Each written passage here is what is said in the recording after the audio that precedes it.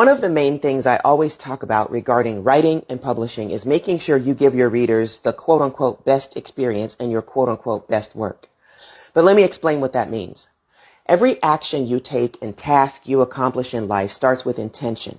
This is what your best hinges on. When you go into a thing intending to give your all, in whatever ways that means, deciding to put as much care into it as possible, you're in best mode. You do what you can to leave no stone unturned. You stretch yourself emotionally and or creatively to ensure you're giving the level of energy necessary. This doesn't mean everything you're doing is going to be perfect, but you're aiming for it to be at all times. Whatever time, money, and energy is required, you're ready and willing to invest. And if your cup doesn't runneth over in one or more of those realms, you figure out the most effective workarounds until you can get up to par. To be clear, workarounds aren't the same as shortcuts. Workarounds are implemented when you've already done your due diligence, the go-to resources have been bled dry, and the issue still isn't solved. Workarounds require creativity, ingenuity, and sincerity. This is best mode. Shortcuts are often implemented when you're blatantly trying to avoid said due diligence. The energy of workarounds is the determination to get the thing as right as you can with the intention to possibly come back later and make it even better. The energy of shortcuts is often in the spirit of haste, selfishness when the situation involves others, and fear. There are times when shortcuts can be taken without sacrificing excellence, but you'd have to know how to navigate the scene properly. Shortcuts are about eliminating certain elements of a system and still arriving at a good result. You often need to have done and fully understood the long way to know how to best employ an efficient shortcut. Only you know if you've done your best in your writing and publishing journey to deliver your best to the readers. Again, best isn't always about flawless. It's about how deep your commitment is to efficiency and excellence, even if you don't have the full gamut of resources you truly need. The issue is that just because you give your best, it doesn't mean every reader is going to view your work as such. People consume books and information based on where they are emotionally, physically, and spiritually in their lives. Their beliefs, experiences, and desires play a huge part in how they receive your project.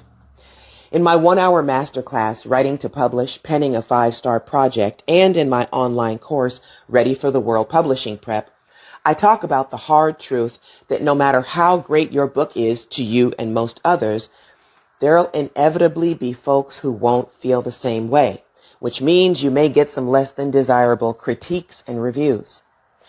This is almost unavoidable. Even the most popular authors experience it multiple times. Art is subjective, so you're not going to appeal to everyone, no matter how deep into best mode you were.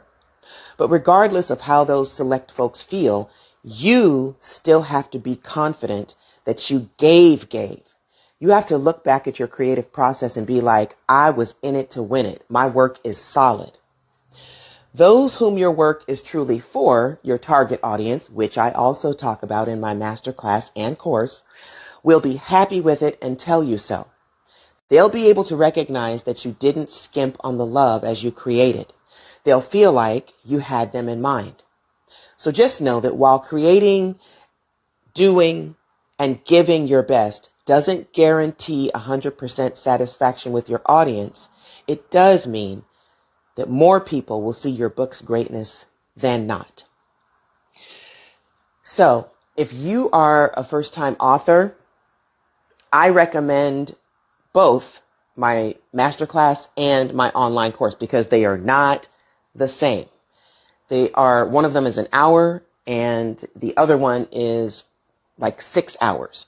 And each of them provides unique information on what you need to know about your journey. So obviously, Writing to Publish, Penning a 5-Star Project, that focuses on the mindset you need to have and things you need to do to get 5-star reviews from the public.